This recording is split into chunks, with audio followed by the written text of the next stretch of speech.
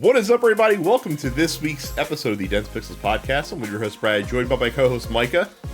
Hey. Micah was just telling me before the show how excited he is that the Doc is back. Dr. Disrespect announced that he's going to be joining and streaming exclusively on Rumble. Truly a better match has never been made before.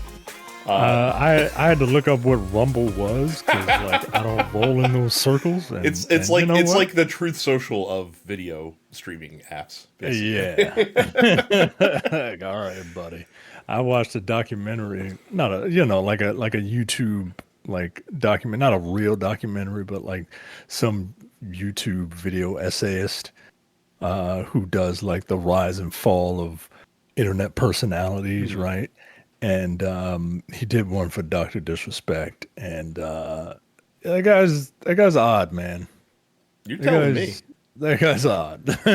You're telling me. I mean, it's it seems like he was a creature of early streaming culture and just never gave up the gimmick. So yeah, and just he tried to evolve and he tried to parlay it, but like people didn't. For some reason it didn't work. I don't know. The guy's like 6'9" and like not ugly, but he couldn't parlay that into something else. But all right, man. That guy is odd. I'll say. Breaking news, did it coming over the newswire. As we said before, but I really mean it this time. If you have the means to be able to afford any major like tech or appliance purchases before January 20th, you might want to do that with the announced tariffs that somebody wants to put into place when they're in the White House. There was a monitor that was on sale for Black Friday that I was waffling on that I think I'm probably going to get because I don't need it to be more expensive later on down the road. But I did make another purchase a couple weeks ago. I haven't talked about it yet on the show. I'm back on my bullshit. We're back in VR, baby. We got a Meta Quest 3. Shit. I'm having a good time. And I've been playing my free copy of Batman Arkham VR that came with it. And you know what? It's a cool experience. It's neat. Is it like, do you really feel do you really smell the and feel the intimidation as you're running the Batmobile remotely over a man's face to interrogate him? Well, there is no Batmobile, at least not yet, in Batman Arkham VR, and I don't need there to be. No, it's fun. Like I said, it is an Arkham game, obviously a more abridged one and a more linear one than the rest of the Arkham games have been traditionally. But look, you walk around, you're Batman. You can punch and beat up fools, and that's pretty fun. It incorporates the counter system into the game, so like literally like you'll see like the counter icon like flash in your peripheral vision, and you literally just have to like fucking stick out your arm in that direction, right? And it'll automatically shift the camera, like snap the camera to that next foe, and then you can beat the shit out of them. Do your Batman finishing moves. You can, throw the Batarang from your chest, like you can pick up the Batarang off your chest and wing it at people. You can swoosh your cape at people to stun them. Like it's got it all. Like it's look, I'm enjoying it more than I enjoyed Arkham Knight. I can tell you that much. I've never experienced a VR game ever. There's something about I think I would like it, which is part of the reason why I haven't done it, because I don't need a reason to go out and buy it. You know what I mean? You certainly don't. But there hasn't been like, for me, that from what I've seen, there hasn't been like a killer app, right? Like I remember we used to demo our sound systems with Blade, right? The first scene in the Wesley Snipes Blade, right? Like that's what I need. I need a killer app to be like to justify to my wife why I just spent this money, right? Like, but look, And Batman ain't gonna cut it. Well, so for me, like, there's not one killer app, but there's enough really good games that it justified rebuying into it because I had a Quest a couple of years ago, but I sold it because I didn't use it very much. There's enough games that are out now. Plus, they've also upgraded the Quest 3 so that you can actually connect it to your PC, wired or wirelessly, and it'll sync up with Steam. And I have a lot of Steam games that have VR components to them as well. So there's a lot more use case for me than there was prior. And the Quest 3 is also a fucking badass piece of hardware. It's really good. Like, it's really good resolution. It's got like the pass through mode now that is actually in color. So like, you can, if you want to be one of those assholes wearing like your Apple goggles around, like you can, you can do that and see it full color around you. If you have the pass through on. And actually too, I got the big boy Quest 3, just cause I'm a spec whore. We know this. But they did just release the Quest 3S, which is only $300, and that's basic. It's basically the Quest 2 optics with the Quest 3 processor, so it can still run the newer games, but it just isn't quite as nice visually. But if for anyone listening, like if you've ever been curious, VR curious, to take the leap, the Quest 3S by most accounts is like the best entry point right now into VR. And Facebook also has like, or Facebook Meta, whatever, has kind of like their own like Game Pass essentially, where you pay like, I think it's $8 a month, and there's like 30 games that they rotate titles in and out of that are available to you to play as part of that subscription, and they give you free games as well. So like, there's a lot of potential out there. It's in a much better spot than it was. I think that people have kind of like understood now that VR is, it's always going to be the niche. I don't think it's ever going to break through as like a mainstream tech, right? But there are enough really good VR games that are out there now that I don't think you'd waste your money, but certainly not buying into the 3S for $300. Like, that's a pretty good point of entry in that. So I'm happy I bought it, and I, like I said, I've been enjoying stuff. Of course, playing the hits also, like playing Beat Saber, playing Super Hot and all that jazz as well. Yeah. So having a good time. You hopefully had a good time finishing Dragon Age. You've beaten the Veilguard. Did you get to beat the Veilguard, or did the title lie to you? It didn't lie to me, but my expectations lied to me. So from front to back, the game is fine. It's a game. It's it's not the worst thing in the world, but it's certainly not the best. It's far from the worst thing in the world. It's just it's slightly better than Cromulent, right? Like, it's worth playing if you're a really big fan. I would not recommend it for you. Trust me. After kind of seeing the criticisms of the game and why people didn't like it, I was totally fine passing on it. So Yeah, I think Carrie might like it. It's I got a platinum in that game, and I didn't like.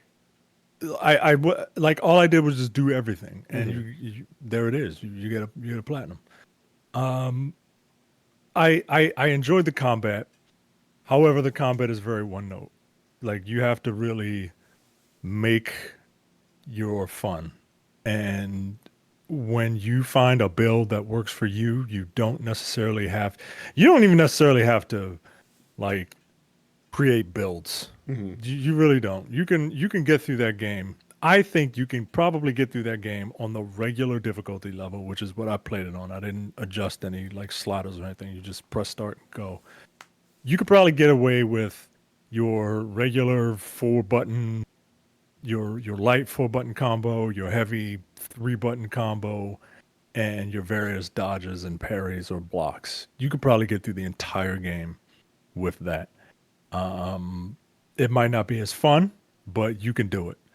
And I found I tried different builds. I found a build that I liked, and I used that build for 60 hours. Like, so combat you know, it can be fun, but you got to make your own fun. And luckily, the game lets you refund your skill points at no cost. So if you want to, you know, if you want a refresh, you can get it, but it's up to you to make your own fun. Which I don't necessarily have a problem with. I like open world games, and that's pretty much what you do with open world games. Um, the characters, some of them grew on me. You know, one character, Balara, that I found really annoying in the beginning of the game, she really grew on me. My favorites were the Grey Warden and the Dragon Hunter. Although, and not that I mind this, but the Dragon Hunter is a non-binary character. Mm-hmm. I think played by a non-binary actor, and they Inquisition had a non-binary character that was a tertiary character, and it was a little more elegant in how they presented that character's story. This one is very ham-fisted, and that's fine, right? Like some people need that, but the people playing the Veilguard aren't the people that need that ham-fisted like this is who I am, this is what I am, you know, this is it's the journey of that character finding themselves. And every character, every side character has something like that, right? Like the Dragon Hunters, Tosh, they are that's their story, right? The finding out who they are and confronting their parent with it. The Grey Warden has like a little pet griffin, and his story is, you know, about parenthood, basically, right? Like the Griffin character is a metaphor for like an adopted child. Harding, I don't really give a fuck about Harding, man. Like I know people love Harding. I can't stand her. The assassin is like a character that has to kind of deal with his and he's got rage inside of him, like quite literally, and he has to figure out how to deal with it. So that's that character's like, you know, it does the science fiction and fantasy thing of like these real world scenarios brought into this fantasy setting to try and, you know, extrapolate a story. Most of them are pretty good. Balara's deals with grief, which is that character really came around. I'm actually really surprised by that character. Anyway, characters are okay. They're not like super memorable, but they're more memorable than a couple of other like Dragon Age 2 characters. And like a lot of that might be recency bias. You know, big decisions, right? Like decisions are like the thing that make BioWare games. A lot of them are inconsequential until the last couple of chapters. And that's where the game really shines. The game does big story set pieces very well. The music is usually inconsequential, except when you hit a story beat. And when you hit the story beat and you go into this like specific story design mission, it feels great, right? Side quests, you know, they can be hit or miss, but the story sections are really, you know, where it's at. And then the last act of the game, the point of no return, is just a roller coaster ride downhill, right? And they do a very, very good job. That's when your decisions matter. The point of no return is basically the Mass Effect 2 suicide mission, set up in the same exact, you know, way where you assign different people to do different things depending on on their relationship with you throughout the course of the story. Basically, if you've done everything, that is a high probability that someone will succeed, but not all of them succeed. Not all of them make it out, right? Like you can get through Mass Effect and get everybody out. You can't do that in this. Like, so it's that's the best part of the game. It's the best part, and but it's somewhat of a slog to get there, particularly if you play RPGs like I do and like you do. Like You get a side quest, got to knock it out, right? You got to knock it out, especially as a BioWare game. You got to knock out them side quests before you get to the main missions. So the back half of the game is the not even the back half. The last act of the game is really really good, and that's what I kind of came to see. And your decisions have weight, and it really is about the characters. Like they said, so the game was called Dragon Age Dreadwolf, and then they said, okay, well, we're going to change it to the Veilguard because like we want you to care about these characters. And I get it. I get what they're doing, right? Like the last act of the game, if you like those characters, and I like maybe half of them, you care about them. But if you are going in expecting like some sort of resolution with Solus and everything that happened in Inquisition, I mean, you're going to be disappointed. And you kind of get that, but it's not. Solus is really put on the back burner, and that's a shame because that character is super interesting, and you interact with Solus. You can count on one hand how many times you interact with Solus. Maybe that's why they changed the name because they realized that he wasn't as big a part of the story, I guess. Then, and I think that's where I was expecting, we are going to deal with this Solus situation, right? And you really don't, and that's where I'm disappointed. Is it doesn't feel like a continuation of the story that was set up in Inquisition, which would be fine if you didn't have all these callbacks to the Inquisition. The Inquisitor's there, Morrigan's there.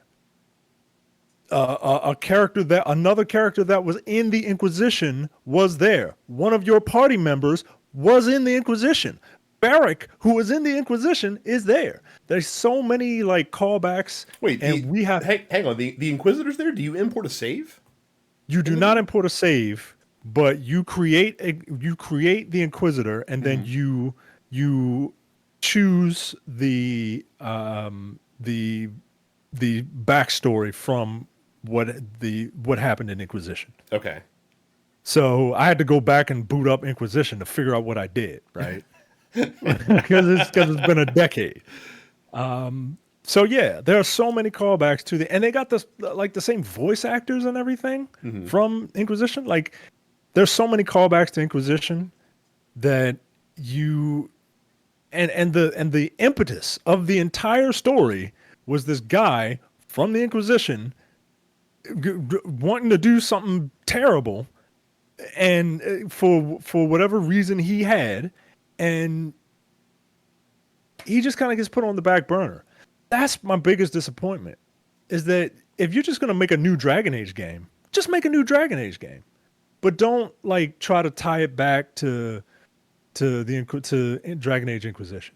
That's my one really really big issue with this as a fan. If you're not a fan, if you've never played Dragon Age Inquisition, you'll be fine. You're off to the races. This is a bad guy, and the game is telling you that's a bad guy, and you got to stop him, right? I don't think you won't have that same emotional impact, but I cared about Inquisition, man. Like, look, this might sound blasphemous. Inquisition's my favorite. Everyone's like Origins. Go back and play Origins, man. Go back and play Origins. It's a little rough. It is a game of its time. Yes, it very much is. I think people really like that story, but it's the nostalgia thing, right? But Inquisition still holds up 10 years later. So yeah, the Veilguard's not bad.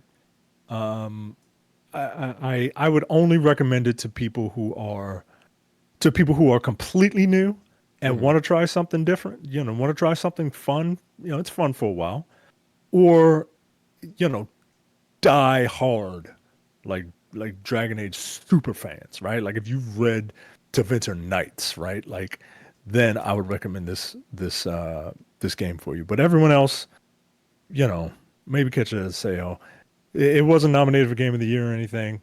I could see why. It's just kind of, it's very average. And looking at the other Game of the Year nominees, yeah, they're all better than this.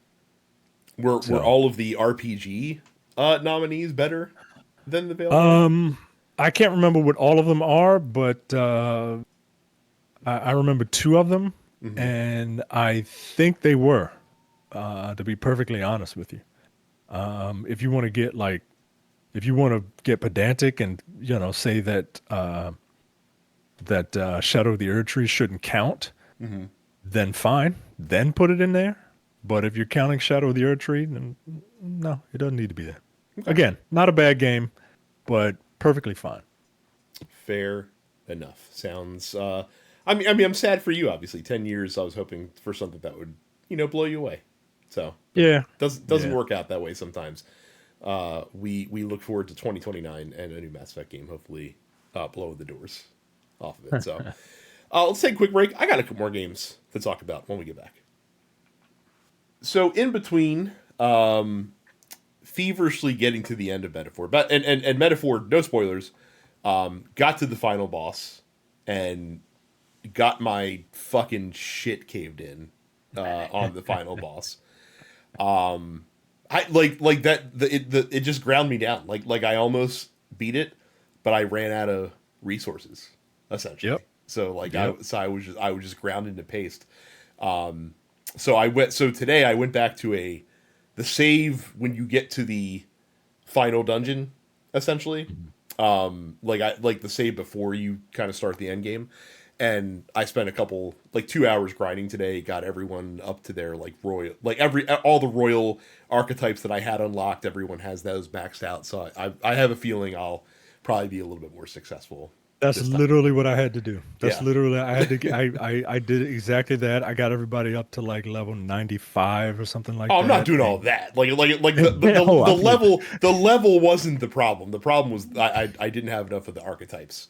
yeah, yeah. Leveled, and there's certain skills that I needed that'll make my life a lot easier Oh yeah, as yeah. we get in. So I'm a lot more confident. So my save is at the final boss again. So probably when we're done here, I'm going to try to wrap that up. But in I between, made sure to get at least the main character, literally every archetype up oh to. really? Oh yeah, oh yeah. Oh, interesting. I'm one trophy away from a platinum in that game. I played that. I What's the put like what, 90. what's the one Put you're like missing? 95 up.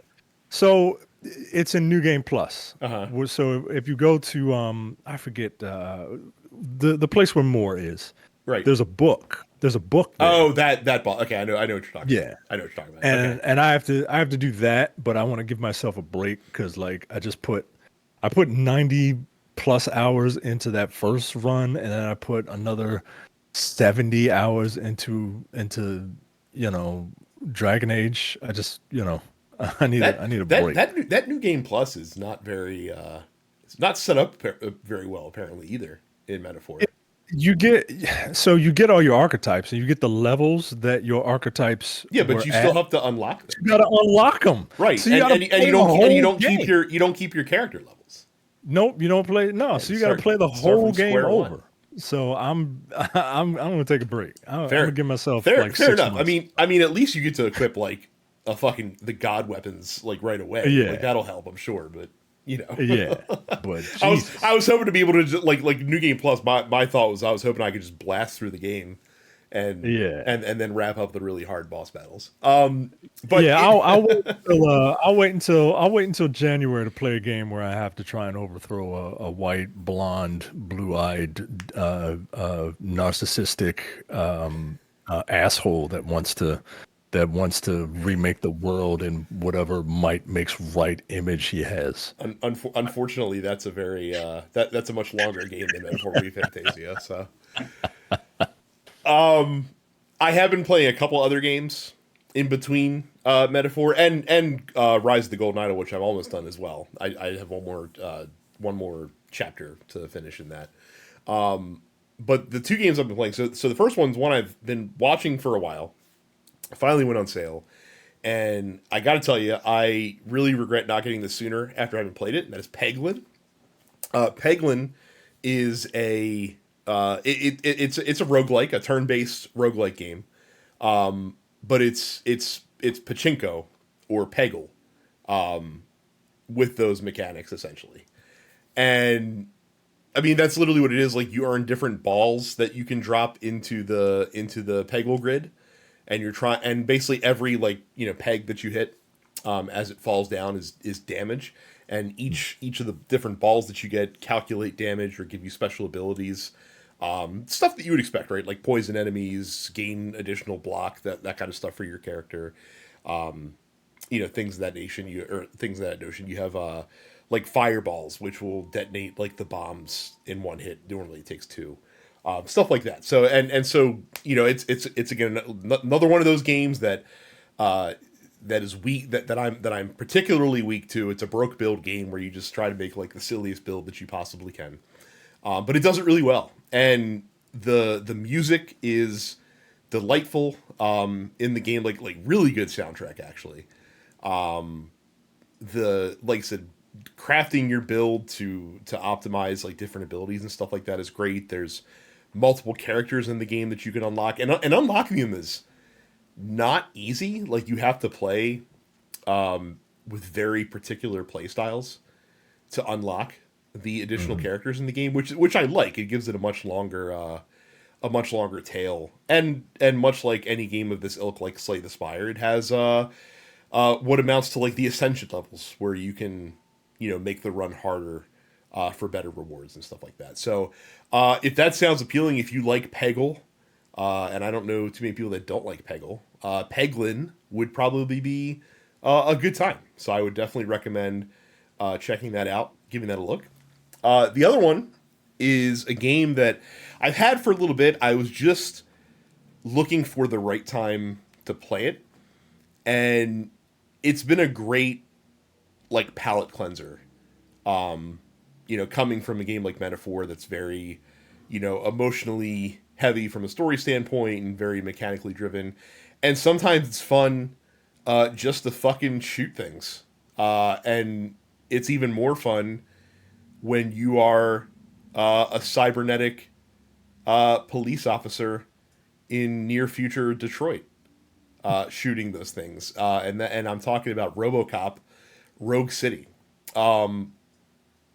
Talk about a game that understood the assignment. They have done a really good job at nailing not only like the feel of how playing as Robocop should be, but also just like the whole aesthetic of the Robocop universe. Like for example, like I just finished the side quest where I had to save a drug dealer from getting killed by a rival gang, and this drug dealer stole like that gang stash and then sold the product, and they were more upset with him that he sold the nuke below market value because it was hurting the rest of the nuke market around the city. And then they were about it stealing the drugs in the first place. Like he was crippling the nuke economy by understanding. Like that's the kind of shit that you fucking get in here, which is fucking perfect. Like that's exactly what you want. Like that's just literally they got it. Yeah. They got it. Not the fucking drug deal, the lack of rampant capitalism. Right. So that part is very good. The gunplay in this game, so this game has like a shitload of weapons. Like you can pick up any gun that that the thugs you're battling after you kill them. You can pick up their weapons and use them. I have not touched a single gun other than the Auto 9 that Robocop comes equipped with, because why the fuck would you? Because that gun is so fucking OP in this game. Like literally all you have to do is fucking on pretty much any enemy, unless they're wearing like a helmet, just gotta click their head, man, and they're fucking done. Like one burst, and that's it. And you have infinite ammo with the Auto 9, and you can upgrade it. And well, get the fuck out of here, I feel like the other weapons that are around are just there, just like to trick you into using like a less good gun. when in fact like you just want to use the auto 9. That's So hilarious. that's great, and it's got, it's got the shit like when you hold down right mouse to ADS, it does the thing where it does the Robocop thing where it like zooms, like it identifies all the targets and tracks them and stuff like that. So like that's fucking great. So again, the gameplay, it's really fun to go through shooting things. And whenever you get to an area that is it does like the Call of Duty breach mechanic, like when you go through a door and breach, like it slows down time so you have time to maneuver around and kill everybody real quick before everyone gets there. The thing that I don't like about the game, I never thought I would say this about a game. I wish it was more linear, because what they do is when you go into an area, right? It's like a little like an EA style, small open area essentially, but it's walkable kind of thing. And there are different side quests that you could do in those areas aside from your main quest. And the side quests are fine, but they feel a little fetch questy. But you still want to do them because they give you XP, and you need that to unlock skill points so that you can upgrade different aspects of Robocop's. Like there's like 8 different upgrade categories, and you unlock new abilities as you go through the different trees and stuff like that. So you want to do them, but at the same time, it's like a lot of the side quests are like, you got to run here and talk to this person, and then run like across the map to this person. And while it's cool to be Robocop walking around a stage where you're shooting things because you're doing the thunk thunk thunk thunk like that bullshit, Yeah. it's not so cool to run around a fucking city being that way, and there's no like fast travel or anything like that. So like you have to walk it the whole way. So that's the part that's the thing I like less. But again, it redeems itself once you get to actually shoot things, and that's when it gets really fun. So this is a really fun game. It's not too long. I think it's me and Micah just checked. It's on sale on PlayStation for Black Friday for $20. That's a great price for it. I wouldn't pay more than $30 for this. I just bought it, so Yeah. I will give you my report next time I see you.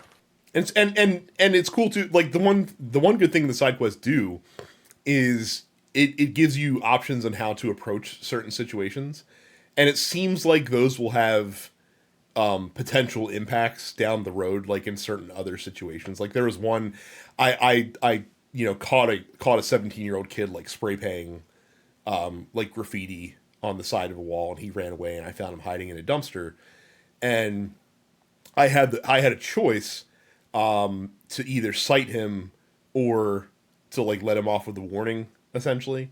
And I'm role playing as Robocop, so I absolutely gave the kid a ticket. And when I did that, like I upheld the law, which is one of Robocop's prime directives, of course. But it also said like you've made an enemy out of the street tag graffiti artist. So I'm assuming that's going to impact me later on down the road in some way, shape, or form. So we'll see there. It's interesting, but yeah, it kind of weighs how you manage your different directives, because it's, what is it? Uphold the law, protect the public trust, and I can't remember what the third prime directive is off the top of my head. So, but it's fun. I'm having a really good time with Robocop Rogue City. Would recommend. Excellent. As far as news goes, there's not a lot of it this week, but it's all concentrated around Sony. The big news last week that I think most people, me included, are not too thrilled with, is that Sony is reportedly in talks to buy Japanese media company Kadokawa, which is mostly like an anime company. That's why Sony's trying to do this. But Kadokawa also happens to be the majority shareholder of FromSoftware, of course, maker of games like Elden Ring and Bloodborne and the Dark Souls series. So if this deal were to go through and Sony were to own Kadokawa, in addition to, I think I read they have a 14% stake in FromSoftware, combined with Kadokawa's, and I was actually wrong when I said 60. They have a 70% stake. So Sony would then own a vast controlling interest in FromSoftware, which could then lead to Sony potentially dictating terms to FromSoftware, like, hey, maybe we don't release FromSoftware games on Xbox anymore. Maybe those become PlayStation exclusives. Yeah. Yeah, that's not good, man. Like I don't really use my Xbox a lot, but like I also don't think that the world should be run by like a handful of companies. Yeah. It just it's just not something I believe in, man. Like and I get it, right? Like some companies might feel like they need so that's sometimes that's the goal of certain companies, right? Like Right. just to get a big payday, so they can try and start something else, or just so they can get a big payday. Well, But but no, this man, but this wouldn't be that though, because they wouldn't be right? wholly owned by Sony. Like Sony would just be their controlling investor, I guess. Which and again, like that feels like a distinction without a difference. It's Right. not. Like, there is a difference between those two things.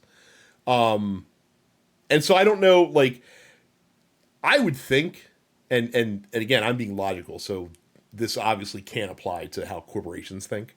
I would think that Sony would not want to fuck with, the golden goose, especially that From Software has now kind of entered that next echelon of game developers, because like Elden Ring was a massive success, and Elden Ring was so successful that it literally got like 2 million people to go out and play an Armored Core game that came out like a couple like months later. So Yeah. like that's kind of a big deal. So I would think Sony would not want to fuck this up. That being said, I trust Sony way less right now in the wake of what's happened to Bungie since Sony acquired them, what happened to Firewalk Studios, makers of Concord, after Sony blazed ahead with releasing a game that probably should not have seen the light of day in like as it was in this day and age, Hmm. and things like that. I just don't want them fucking with a good thing, and that would be my fear if they were to make this deal. Yeah, see, I mean, I don't know where you work. I assume it's for a corporation, and I'm sure that the higher ups in your corporation have a job title Mm-hmm. that says Chief Executive Officer of fucking things up.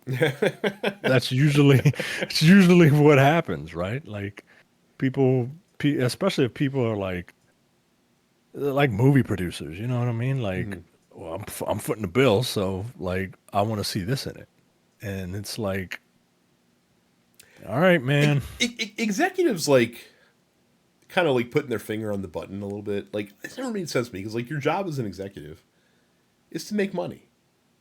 Is to make as much money as you possibly fucking can. So I would think that if you have a company and you acquire a company that's been really successful in making, and I'm not saying they would do this with From Software, but with Bungie, like Bungie did really well Yeah. making money for Destiny. Now, I'm not saying that what happened with Destiny is entirely Sony's fault. I don't think it's good that they fired a shitload of people from Bungie over to Firing Waves, and tried to fuck with it in the same way that Activision did, in terms of like, hey, like, we really need to focus on the Eververse, because the Eververse is the only consistent flow of income that comes in this game, and everything has to be a live service that can be continually profitable.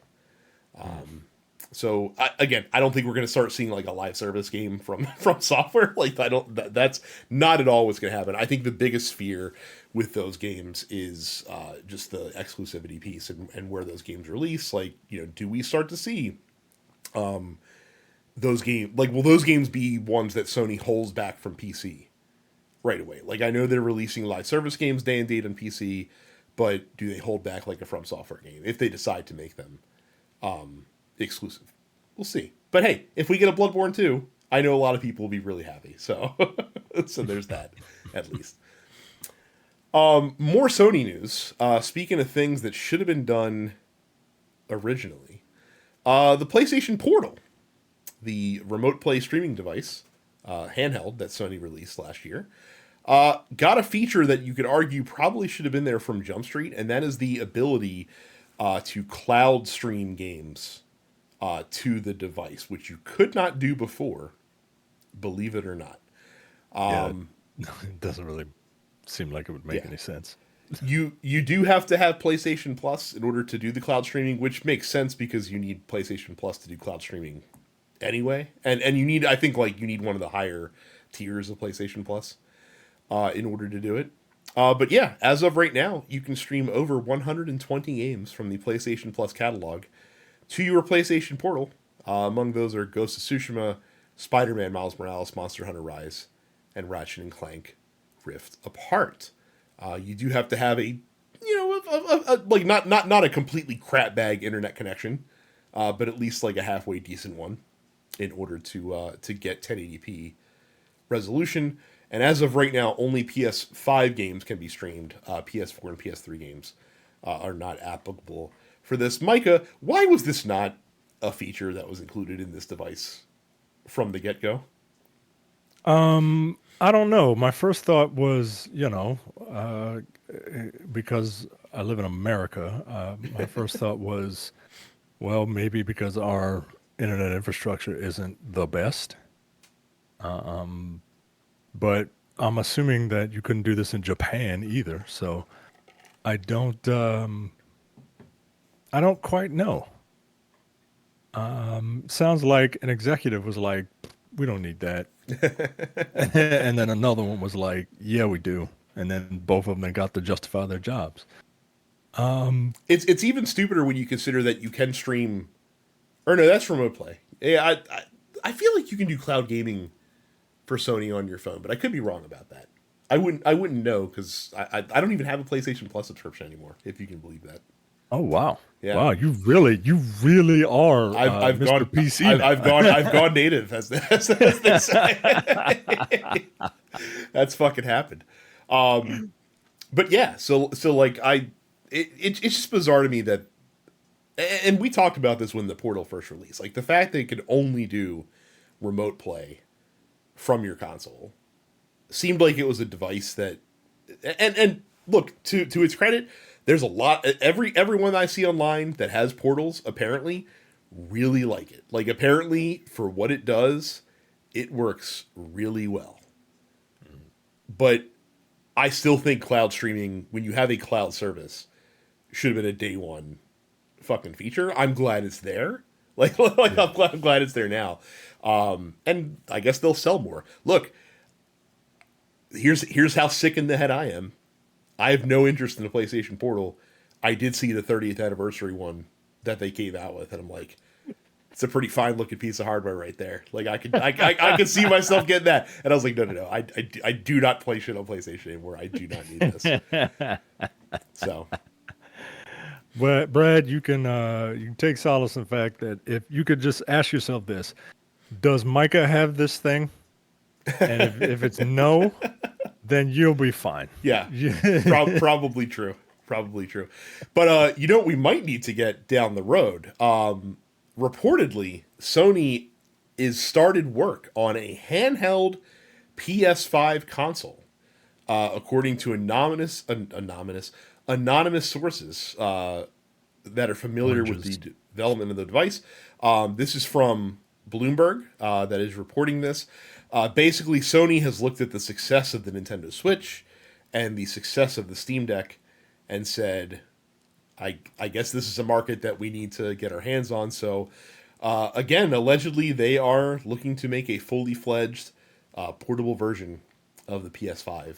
Now, this would be years away if this is truly in development. So, but it is interesting that we've arrived here, I feel. Can it be 5 years away? Can it be 5 years away? That would be great if it was 5 years away. It would be. It would be. Now here's the interesting thing, though, right? So I was thinking about this. So the Switch, is a little bit hampered from a hardware standpoint, but Nintendo also designs the games that they put on the system around those limitations, right? And so, like, you don't feel that as much. Obviously, if you're playing like third-party games, you feel it more. But for the most part, you're pretty happy playing games on a Switch.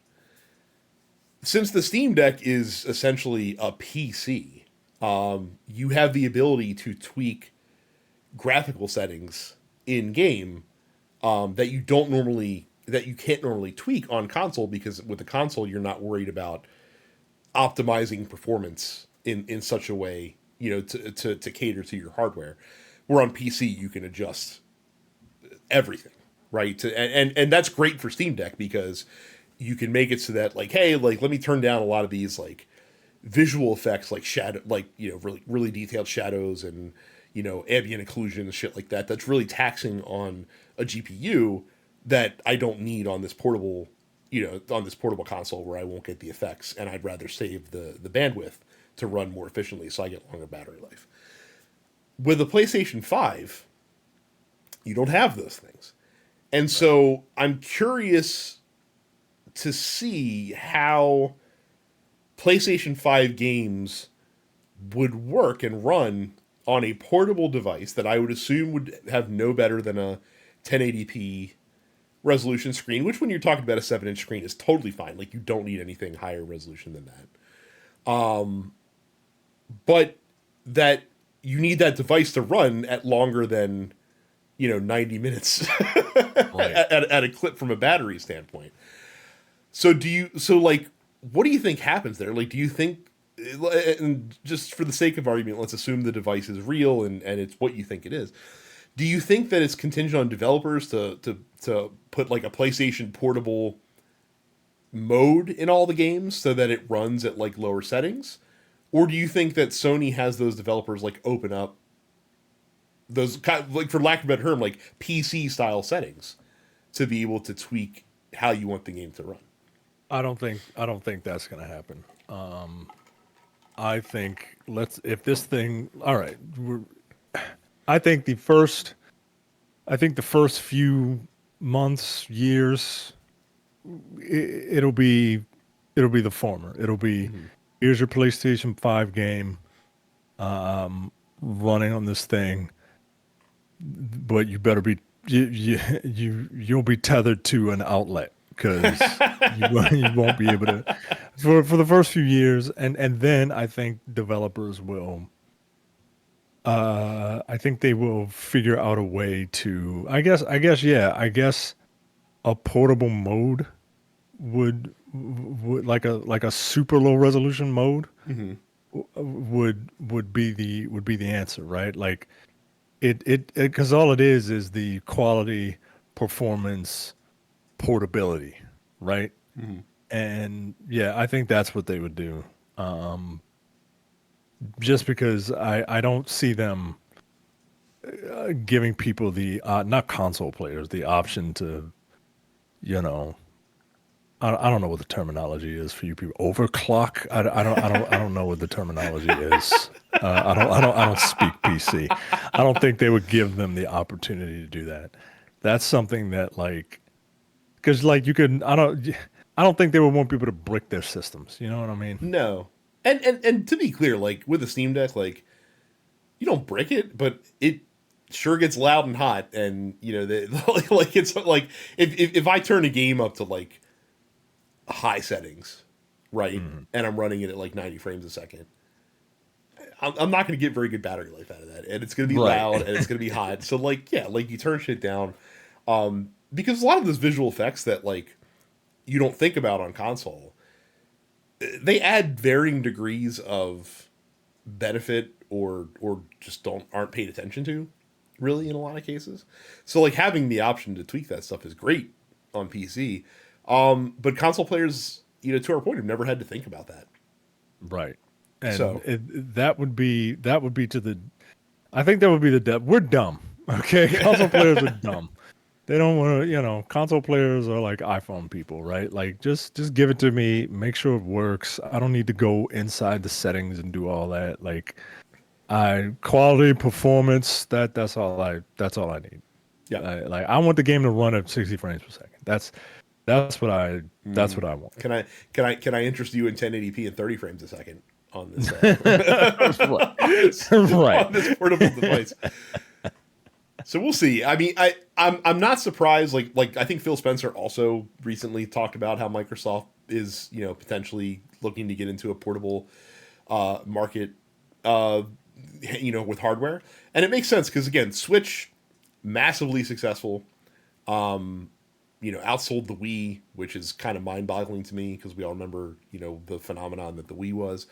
And again, the Steam Deck, I wouldn't say has made it to like mainstream success, but considering that it's still very much like a niche product, has been wildly successful to the point that you see other competitors in that field now. Like you have the ROG Ally, you have the Lenovo Legion Go, and especially for the latter two, which run on Windows, I'm sure Microsoft sees potential dollar signs. Like, hey, I know we never made a handheld before, but why wouldn't we get into this market? So it makes sense. Yeah. I just wonder if they're going to be too late, if this is going to be several years down the road, especially if it releases alongside like a PlayStation 6 or something along those lines. So Yeah. we'll see. I mean, this is very much the Sony playbook, right? Like, you come late to the party. You bring in you come into a car show, and you got the best looking Ferrari from 2009. It's the best looking, but it's like, okay, but like, we're in 2024, we're in 2025, right? Like, it'll be the best thing from last gen, and I get it, but and it's weird because usually they're usually try to be on like the bleeding edge of technology, but late. And it's just and it's weird. It's weird how they kind of manage to do that, but I don't know. We'll see. This probably won't be something. Honestly, man, I'm saying this now just because like I'm feeling my midlife. I'm in my midlife crisis. I feel like these might be my last consoles, man. Yeah, Yeah, man. Like I that's can't see myself. that is a silly thing to say because I know. your children are starting to come of age and they will Well, absolutely yeah, keep there you go. That's the perfect Yeah, excuse. they will That is a they will perfect keep you excuse. they will keep you in it. So He's already my oldest is already talking about like Pokemon, and I'm like, what do you know about Pokemon? He's like, because he goes to like a daycare, like an after school, thing, and they play video games, and that's how he got into Sonic, the Sonic movie and stuff. Like, he was like, "Ooh, Sonic the Hedgehog." I said, "Well, we're not playing Sonic in this house, but if you want to watch the Sonic movie, that's fine. We can watch the Sonic movie, but we're not playing a Sonic video game. Get out of here. We were Nintendo people growing up." But yeah, that's a perfect excuse. I love it. there you go. We'll take one more break and then we will come back with the Dense Pixels post office. If you would like to ask us questions that we'll answer on the show every week, all you have to do is join our Discord, which you can do by going to densepixels.com/fans, just like Cam did, who says, Chase U is dead. What are your favorite Chase U memories? Now, here's the problem here is that Mike and I'm speaking for you, I think I'm correct in this, we're not really up on the NXT the way that we Yeah. used to be. Yeah. So I don't have a lot of involvement or a lot of memories of Chase U. I like Thea Hale a lot, like her little, like ADHD, like ferocious competitor gimmick is neat. And she's very endearing. So she was probably my favorite member of Chase U. But that's really all the memories I have of Chase U. I have no memories of Chase U. Yeah. I don't get me lying. There you go. Ejac asks, what is your favorite go-to melee weapon in a game? If there's a scythe weapon, 9 times out of 10, I will be rocking that. It all depends, right? Because melee weapons all kind of do the same thing. If if I'm playing like an RPG, I generally go with like monk type characters, and monk type characters either use like knuckles or stabs. If I'm into blades a lot. Like I think my favorite melee weapon might be maybe the maybe the hidden blade from Assassin's Creed, just Hmm. because it's unique and it's very cool. And they originally, like, you had to cut your middle finger off so that you can keep a clenched fist while still having the blade protrude from your wrist. I think I that was when like Assassin's Creed was like cool and not watered down. So yeah, like the hidden blade. If we're going with just like my favorite melee weapon, period. But like a go-to weapon, usually like a usually like a sword. Like if I hit a barrel and a katana comes out Hmm. or a club, I'm gonna pick up the katana.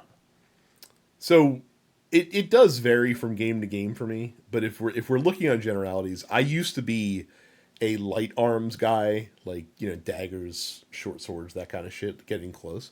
I have found in the last several years, I have pivoted more towards a heavy, slow but hard hitting melee Mm. weapon play style. I'm a hammer main in Monster Hunter. If other games, you give me a great sword, I'll definitely fuck with that. Like in Elden Ring, my main weapon that I used was the Bloodhound Fang, which is a two handed sword. Well, it doesn't have to be two handed, I guess, but I used it two handed. So yeah, so I for whatever reason I found myself pivoting later in life to being like a slow but impactful style weapon. So Yeah, I'm more of a death by a thousand, yeah, the monk style, right? Like you just small but quick hits. You know what I mean? yeah. That's still my style. Mark asks, what discontinued snacks do you wish that they would bring back? Oh God.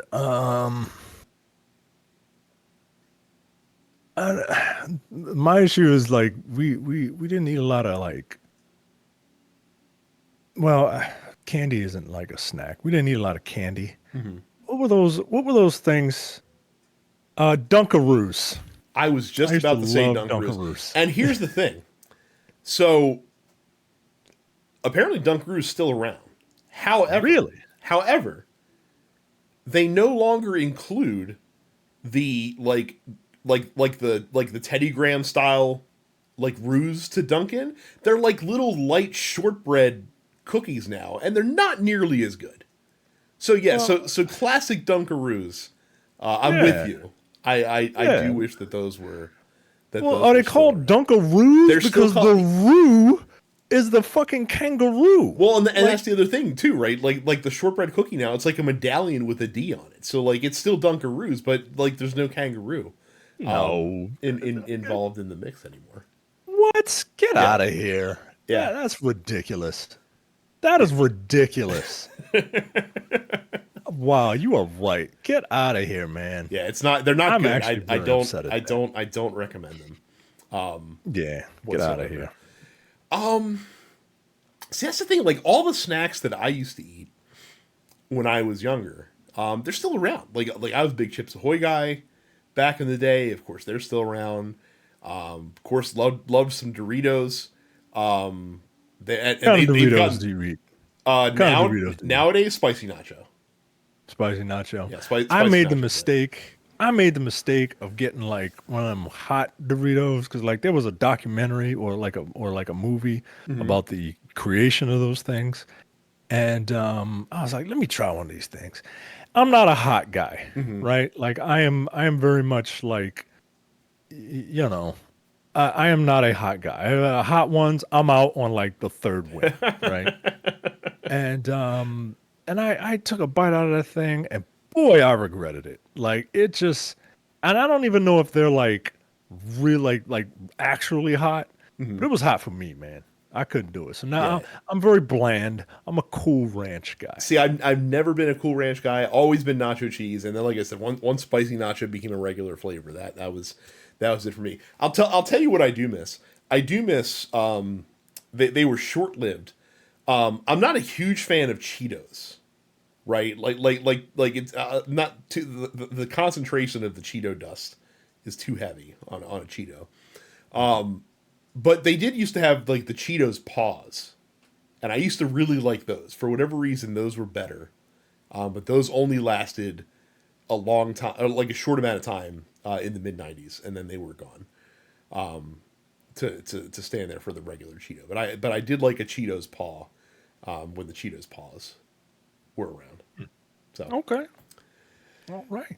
I'm very upset about this Dunkaroo thing. It's really fucking bad. Like when my wife bought like a case of them, because she bought them for our son, but she's like, "Hey, like I bought Dunkaroos." I'm like, "I haven't had Dunkaroos in 20 years. Like this is gonna be great." And then like I was immediately disappointed to see the shortbread cookie, and then I was immediately disappointed eating it. I'm like, this is not what it was. Bad. Yeah. It's very bad. Anyway. Anthony asks, what is your favorite Black Friday memory? Ever get into the Walmart melee at 6 a.m.? No, my mother used to always love going to Black Friday, and she took me with it because my mother is a coupon queen, right? Mm-hmm. Like she loves getting a deal, right? Probably because we grew up in Pikesville. And it is as she's gotten older, she developed multiple sclerosis, so it's very difficult for her to move around, but she still wants to like move, right? So I guess just going with her, me and my sister, just to kind of, because it makes her happy, you know what I mean?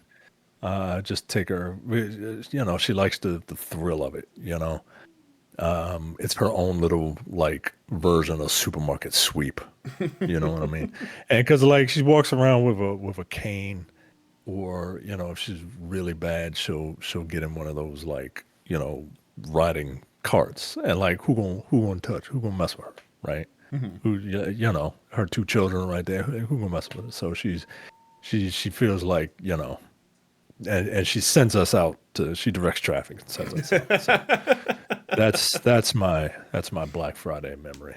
A happy one. Every other Black Friday memory is terrible. That's the thing, right? So like most people listening to the show know, like Mike and I worked in retail for a very long time, GameStop. So my Black Friday memory is from not the shopping side, it's from the retail side of it. So I remember the first year that GameStop did midnight openings for Black Friday. They did not advertise it heavily, and they did it at select locations.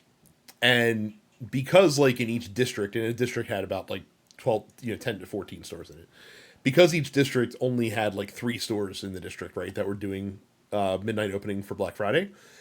The first year, it was really busy, right? And they didn't advertise it. So they looked at that and they said, okay, like it's going to be great. But because it was so highly concentrated, the stores were like out of control. And I remember the store that I was working at the time, Towson Marketplace.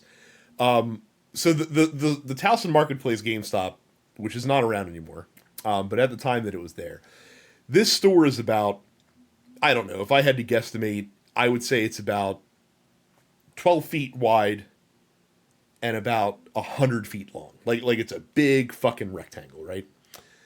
And that store on Black Friday was filled to the brim with people. Okay. Now I wasn't there because they weren't sure that it was going to be very busy. So they had all the store managers come in at like 4 a.m. and the assistant managers had to run the midnight. And so I didn't witness this firsthand, but I heard about it and then reviewed it later on the security footage. But there were so many people at this thing that one of the customers that was in line fainted from like heat exhaustion.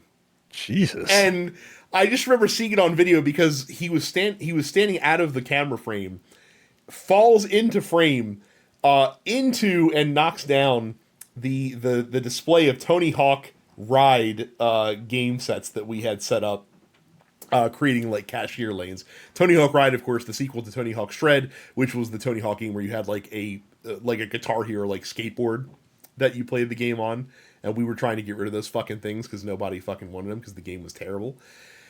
And I remember I see my assistant manager come around the counter to check on the guy. My third key goes around the guy and is trying to rebuild the Tony Hawk, the Tony Hawk display. He's completely oblivious to the suffering of the guy. And the guy, to his credit, was fine. And like my ASM goes over to him, he's like, "Oh, are you okay? Are you okay?" And the guy like kind of like came to, and he's like, "I just need to get a 3DS." Like that's all I need to get is a 3DS.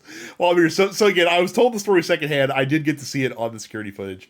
But that is my favorite Black Friday memory. I'm glad the guy was okay.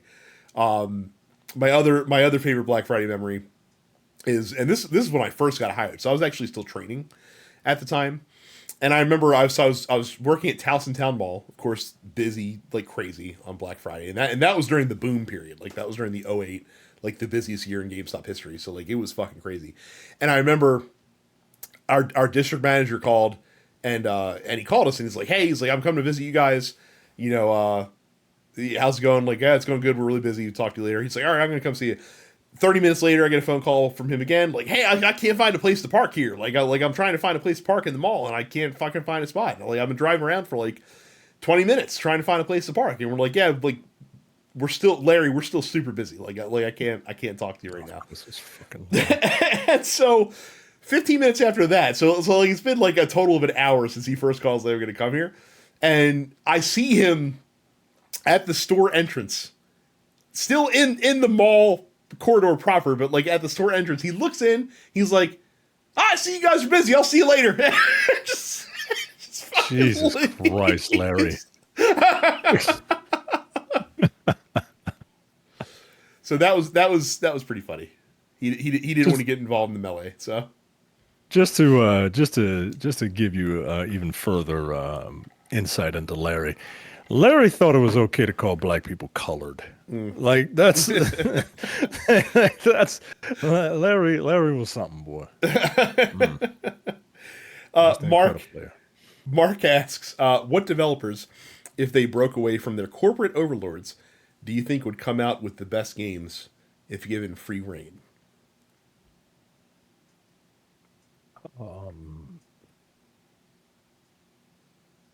I don't know.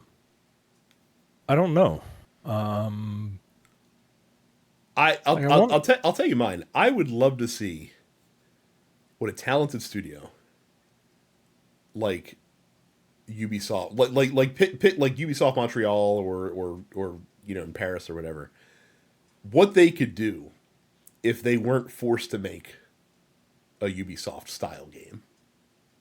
Like if they weren't limited to the box of making, you know, the open world map vomit, you know, get the towers, like that kind of bullshit style of game. I think they've been doing that for so long. I don't think they would know what to do.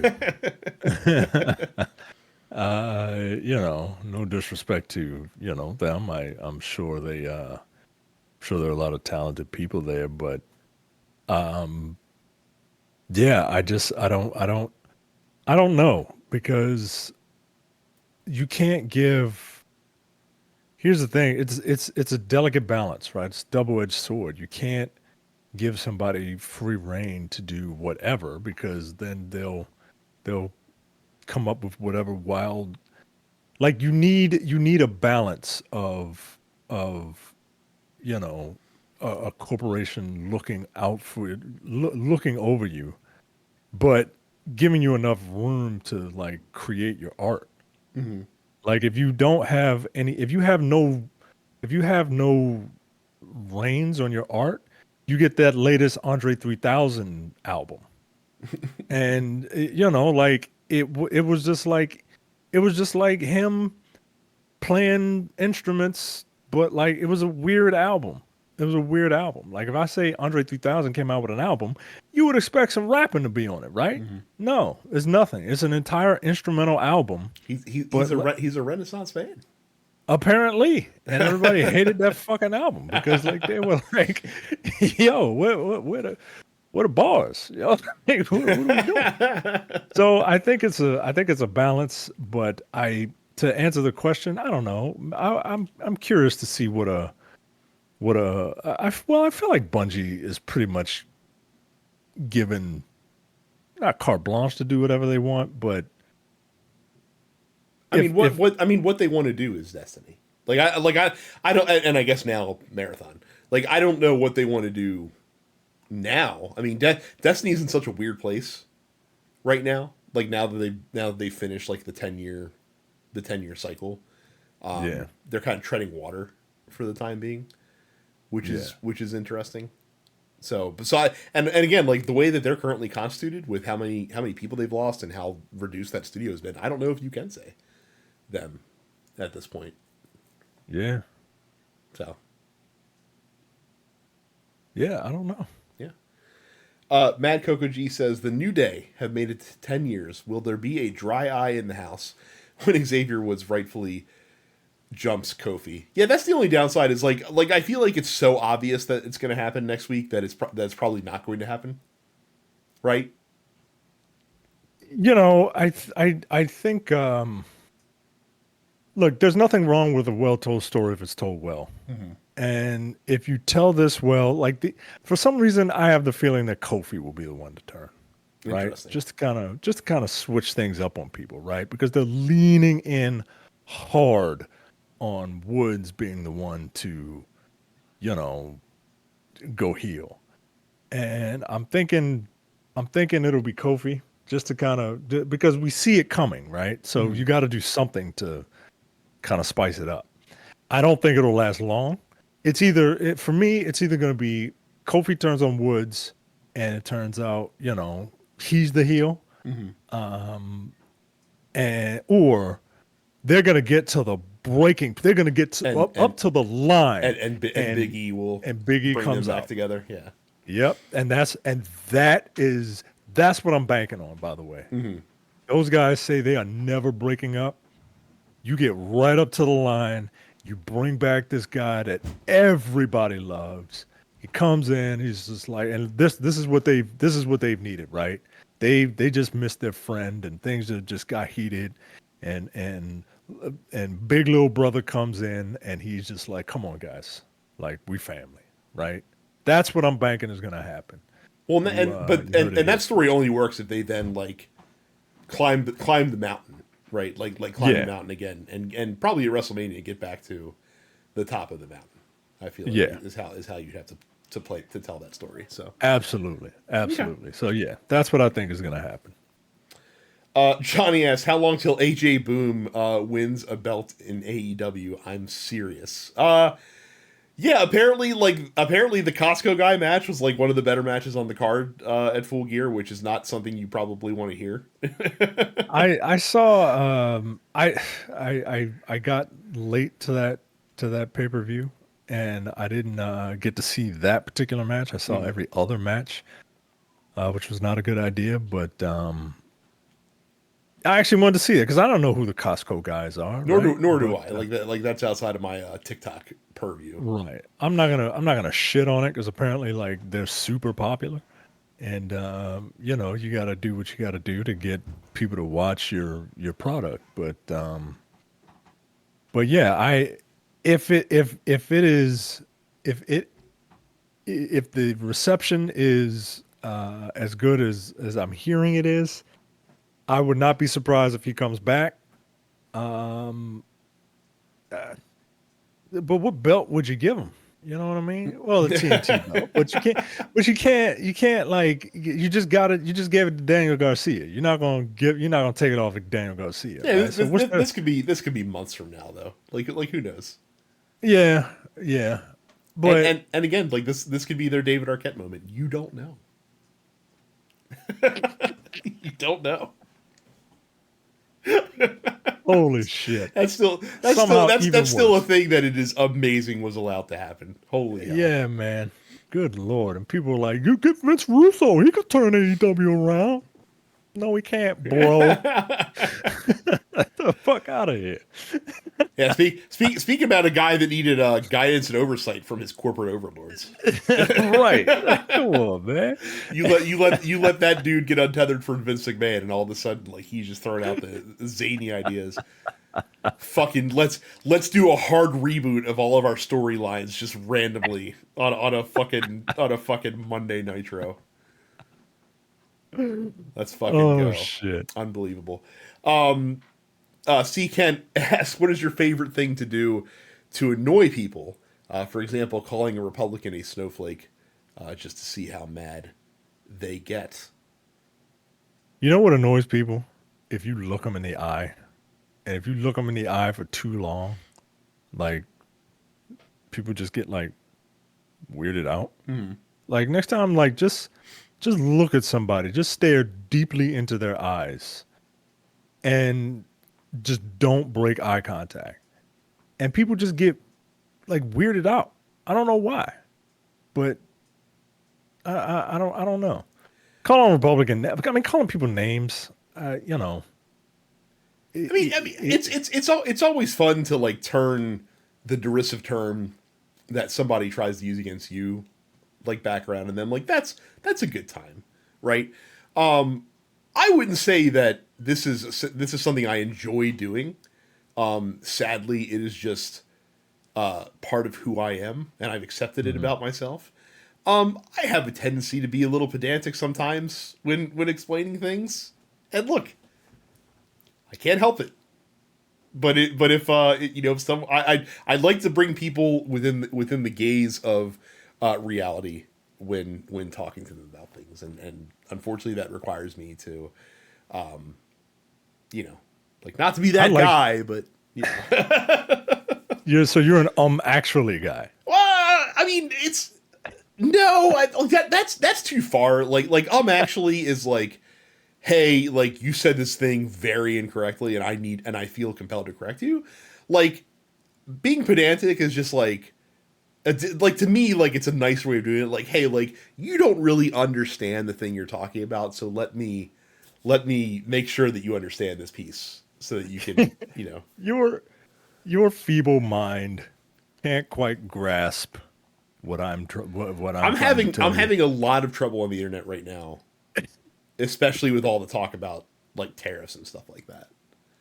It's really bothering me. It's also really bothering me because again, like you got fucking dipshit and dipshit junior in the Doge department apparently because we're meme lords and this is what our country has become, that are going to sit there and balance the budget. And I swear to fucking Christ that nobody who is going to be involved in that actually understands how taxing and spending works in the federal government and why having a balanced budget does not matter, not even a little bit. Right. Look, and the thing is, like, because I know you, right? Like, I know that initially your corrections come off as genuine, right? Like initially, like whereas if Jay were to do it, he would answer that question with a nuke, right? Like you fucking idiot, you fucking stupid ass. Like he used to be like earnest and say, well, actually, this is what this means. But like he's also one of those people that like if you don't immediately take it well, like, oh, okay, then he'll be like, well, you're a fucking idiot. And then Trust me, I've seen plenty of his screen caps from conversations that he's having with randos on Reddit. So like, I completely understand. So just keep your I appreciate the fact that you are patient. Just try not to lose that. Look, I'm here to just to spread knowledge where knowledge needs to be spread. Again, people have been told a lot of dumb stuff that doesn't make sense in this country, and I will do my part to try to clear the air. Whether they want to hear what I have to say is a different story altogether, though, because again, this is a country where, people are like, yeah, like tariffs could be cool, but we also want groceries to be cheaper. And it reminds me of the episode of The Simpsons where they were like fucking focus testing the kids for the Itchy and Scratchy show reboots, and they're like, all right, kids, do you want nuanced characters with like really stories like and or do you want like really wacky, zany, like off the wall characters? Like, yeah, we want that too. He's like, so wait, you want zany off the wall characters who are also down to earth, down to earth and ground? Like that's literally what I feel like people are, basically. Oh, it's nuts. One thing I do that I think is annoying, just to give you an actual answer now that I think about it, is I don't know if I don't do it to a lot of people. I do it to Jay because Jay really gets on my nerves when he mispronounces words or says words that he thinks that he confuses the meaning of, and that's when I turn into the actually guy, right? Like, he'll refer to the final instance of something as penultimate, and I'm like, actually, penultimate is the one right before. Like, all right, man, all right. He thought that sous vide one time, sous vide, the cooking style sous vide. He was like, yeah, this is sous vide. I think it means water bath. And I'm like, what the fuck are you talking about?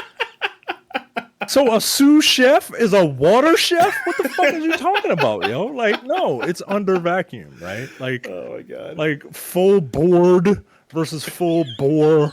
Like that shit really, like it just irks me, yo. It just irks me. Jay is also the most chronic mispronouncer of names that I've ever seen in my entire life. Like it's insane. Like God help him if we get like, I'll look forward if we get like some a foreign policy story and he's forced to pronounce like some insane name, especially from like Scandinavia or something like that. Like he's so screwed. It's not even funny. Like I just sit and wait with bated breath. I don't know how talking about being annoying turned into like a rag session on Jay, but I'm here for it. Well, he's an annoying guy. I don't know what to tell you, and he won't listen to this because he don't listen to the show. Listen to the show, and then you can rebut.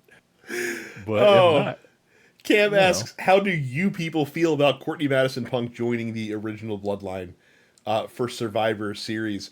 I think this makes a lot of sense. I don't think that it would make a lot of sense for Seth Rollins to be in the mix. And this preserves potential, Rollins Punk animosity. Obviously, I mean, they wanted you to think it was gonna be Rollins when they added Bronson Reed to the new Bloodline team. So that good swerve, I will say, by Triple H to kind of pull the wool over eyes. Look, it makes sense. Me and Micah complain all the time when pro wrestling isn't logical. Like obviously, like we're supposed to suspend disbelief, but there needs to be some narrative consistency. And having Paul Heyman be the guy to go out and recruit CM Punk, one of his former lieges and a very close friend, makes sense. It makes sense to do that. So.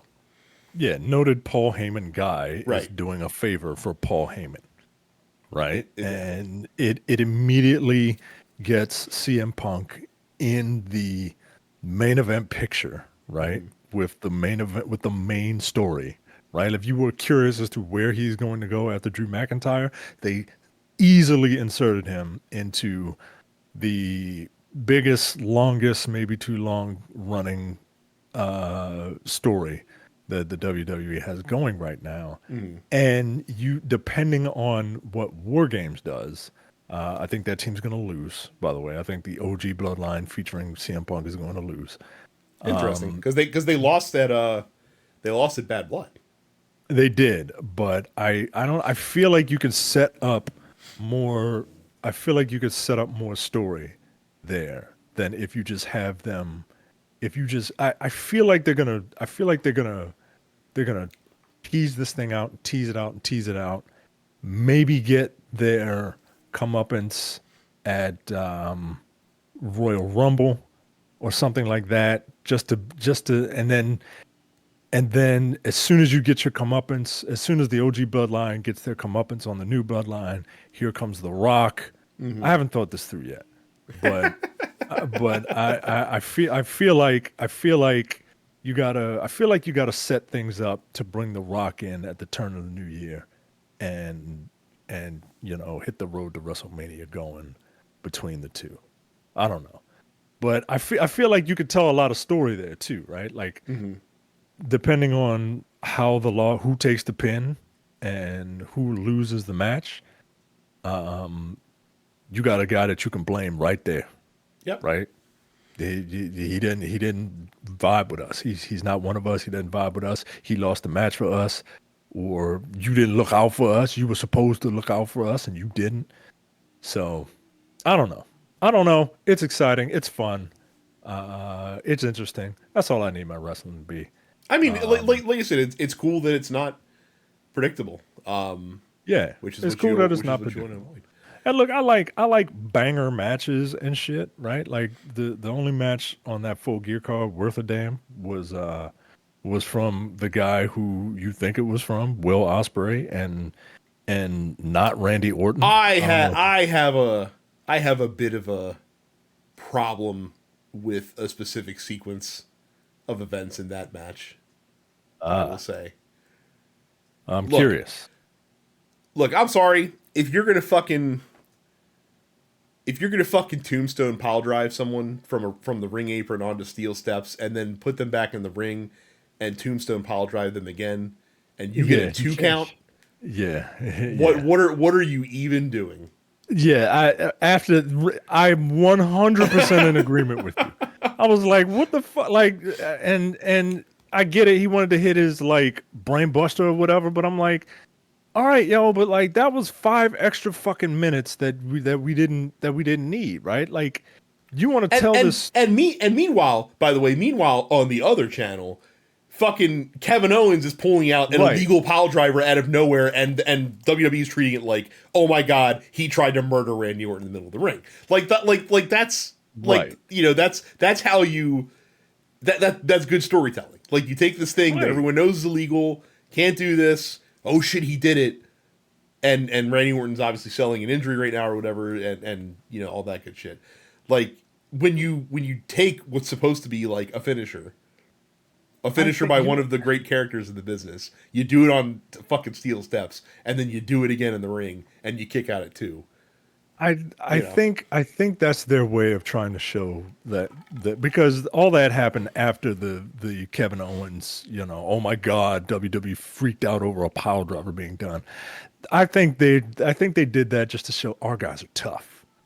They could take but it pile just make drivers on steel it just steps. cheapens the move. And again, like WWE's not Right. immune from this. Like I bitched and moaned on this show a couple of years ago. I distinctly remember in the NXT main event on WrestleMania weekend between Adam Cole and Johnny Gargano. Like Adam Cole hit Johnny Gargano with like fucking 3 straight knees to the back of the head, his finisher, and Johnny Gargano kicks out, and I'm just like, God, like, what are you fucking doing, man?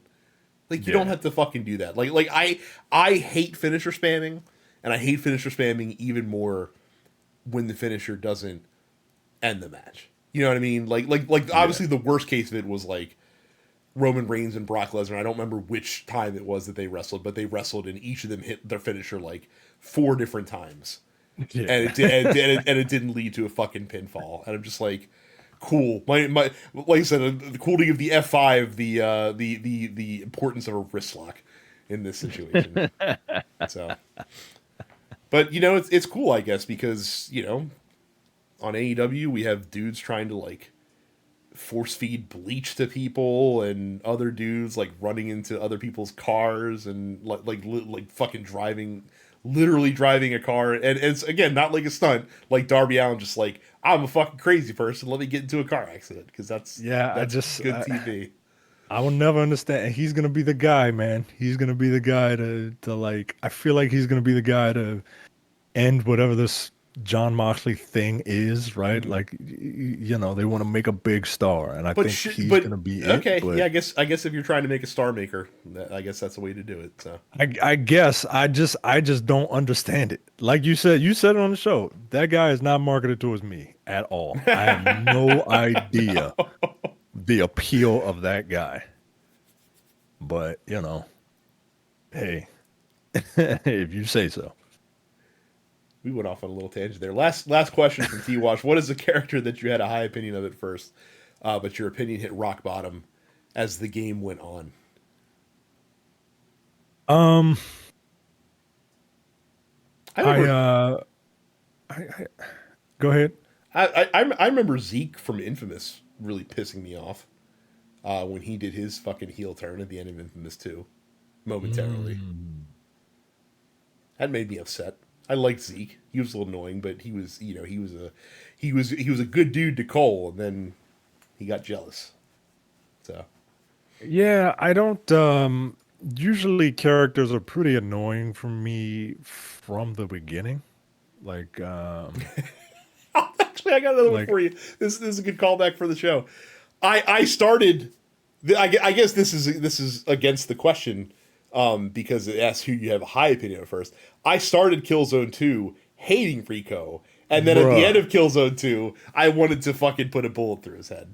Yeah, man. Like it's stuff like that, man. Like it's usually it's not, a character that's I'm trying to think of games where you are betrayed. And I can't think of any off the top of my head, but man, yeah, yeah, fucking Rico, get out of here, man. But like you said, I couldn't stand Rico from the get-go, and that's usually most characters. If anything, it's the opposite, right? Like Mm. a character I'm not high on that grew on me, like that character in Dragon Age, Balara. She grew on me, but it's usually characters that I'm like, all right, let's just get through whatever we got to get through with you. Trying to think if there was a like. I'm trying to think through Mass Effect if there was a character in Mass Effect that started out pretty decent and then became like a shit heel as time went on. I don't know that there is though, because like No, I don't think so. yeah, Not even the dude at the very beginning. Um, he was kind of a prick. Um, God, what was his name? who Caden? No, no, no. Like not even a main character. He was the Turian that he was the first Spectre Turian that you encounter and then you land on Virmar, Mm-hmm. and he's like, I'm gonna go ahead and scout ahead. I move faster when I'm alone, right? Like, I mean, he's supposed to be like this Spectre, and it's like, oh, okay, well, like, this dude must be the real deal, and then he's just kind of a prick. But like, that's such a quick like turnaround, and you don't really get to know the character. Yeah, Like, Jake. I mean, I'm Jacob sucked from Jump Street, so yeah, like he Jacob doesn't sucked really from the qualify. beginning, man. He was just lame, and he had a really interesting like personal story, but like I didn't care about him. Yeah, it's tough, man. It's tough. Yeah, I Everyone don't kind of know. starts off good in Mass Effect and doesn't really change too You know terribly much. what? You know what? Ashley. See, you thought Ashley started at a high point? I thought Ashley when I first met her, I thought Ashley was gonna be like, okay, I can roll with Ashley, right? She's another human. She's trying to help out, and she's military, right? Like that affects me personally, right? Like Mm. I love military chicks and shit, right? But then she turns out to be a fucking racist, yo. And it's just like, all right, yo. All right. Like, get out of here, man. But that's like the closest one I can think That of my main party. that character, whether it's her or Caden, like whoever you choose to save in the first game, Mhm. they do go through ebbs and flows as the other games go along. So there's that as well. Yeah, it's like you're right. Most characters there aren't a ton of characters whose betrayal comes completely out of left field, right? Actually, you know Yeah. what? I'll give you one. Sephiroth. Sephiroth at least seemed like a dude who had like reasonable goals and ambitions and stuff like that, even if he was a heel. And then like as you get to the end, like he just becomes kind of a fucking crybaby about shit. And he's like, Yeah. I'm gonna kill the planet because I'm mad that I was created. So I was thinking of the boss from Mm-hmm. Metal Gear. But it turns out like Yeah, after you sit through 90 minutes, she completely redeems it at the end. Right. Absolutely. So yeah, I don't yeah. Which is good. Oh, I'm just looking at a list of characters. Maybe GLaDOS from but she's not really like she's kind of a prick. Oh, Super Wheatley is a good. Oh, Wheatley, is Wheatley. a good pick. That's for a that. really good one. Yeah, that's a really good one. yeah. Because his turn comes kind of out of nowhere. Yeah. So yeah, there we go. Wheatley. There you go. And Micah from Red Dead Redemption 2 because his name's Micah and my name is Micah. and I too would betray you. Like don't Oh, betray me. who's also the one guy from San Andreas that everyone the fat dude? Yeah. I don't remember his name. Big Smoke? Yeah, there you go. Yeah, Big Smoke. You meant to take the train, CJ. You're supposed to get the train. Like, shut up, bro. Oh my goddamn nerves. Well, if you're in the U.S., hopefully you have a happy Thanksgiving. Or if you are a person that doesn't really want to visit your family this year for reasons, I hope you have an enjoyable Thursday off at home. And so hopefully maybe this podcast is getting you through some travel, which is always good. Again, don't forget. You can chat with us in the Discord and all the other listeners of the show by joining at densepixels.com/fans. You can subscribe to the podcast on YouTube by going to youtube.com/densepixels. You can also subscribe on any podcast app of your choice, along with all the other TNP Studios shows that you can find, like Their Apocalypse and Black on Black Cinema, and look forward. And of course, for just $5 a month, you can go to densepixels.com/premium to subscribe to premium content. And I believe next week is when Jay and I are coming back with the slightly rebooted look forward. We're just kind of changing our approach to the show. Because, it'll still be fun in games, but, a lot more serious business. Probably fewer stories and more time spent on each one, I would say. All right.